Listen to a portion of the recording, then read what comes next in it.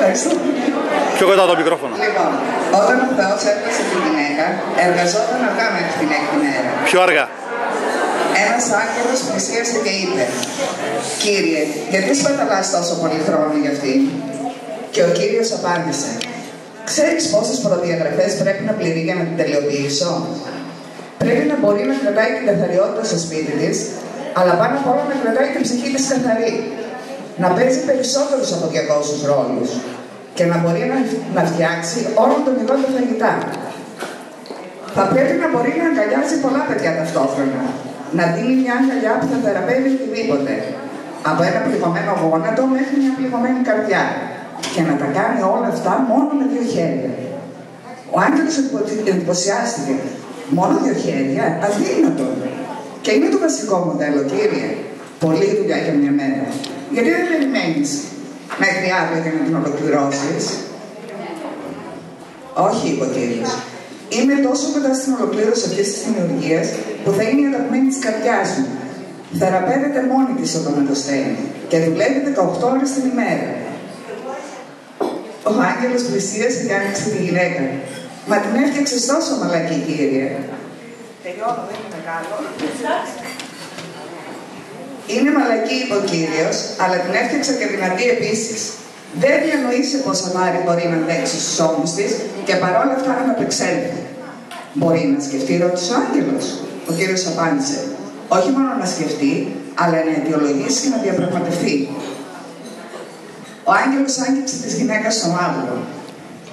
Κύριε, φαίνεται πως η δημιουργία σου στάζει. Της έχεις βάλει πολλά βάρη. Δεν στάζει. Είναι δάκρυ, ο Κύριος διόρθωσε τον άγγελο. Και τι εξυπηρετεί το δάκρυ? Τα δάκρυα, είπε ο Κύριος, είναι ο τρόπος να εκφράσει τη λύπη της, την αμφιβολία της, την αγάπη της, τη μοναξιά της, τον πόνο και την περηφάνεια της. Αυτά έκανε μεγάλη εντύπωση στον άγγελο. Κύριε, είσαι ιδιοφυΐα. Η γυναίκα είναι πραγματικά υπέροχη. Πράγματι είναι. Η γυναίκα έχει αντοχές που εντυπωσιάζουν τον άντρα. Μπορεί να διαχειριστεί προβλήματα και να έχει πολλές ευθύνες. Δημιουργεί ευτυχία, αγάπη και έχει άποψη. Χαμογελάει όταν θέλει να τσιρίξει. Τραγουδάει όταν θέλει να κλάψει. Λέει όταν είναι ευτυχισμένη και γελάει όταν φοβάται. Δίνει μάχη για το πιστεύω της, αντιμάχη για την αδικία. Συγχωρεί με ένα χαμόγελό της στους αγαπημένους της, αλλά είναι αυστηρή με τον εαυτό της. Δεν δέχεται το όχι για απάντηση όταν διαβλέπει καλύτερη λύση. Δίνει τον εαυτό της και την προκοπή της οικογένειάς της. Συνοδεύει τη φίλη της στο γιατρό αν φοβάται. Η αγάπη της είναι άνεφόρο. Κλαίει όταν τα παιδιά της κερδίζουν. Είναι ευτυχισμένη όταν οι φίλοι της τα καταφέρνουν. Στηρίζει τον άντρα της όταν κάνει λάθη. Χαίρεται όταν ακούει για μια γέννηση ή ένα γάμο.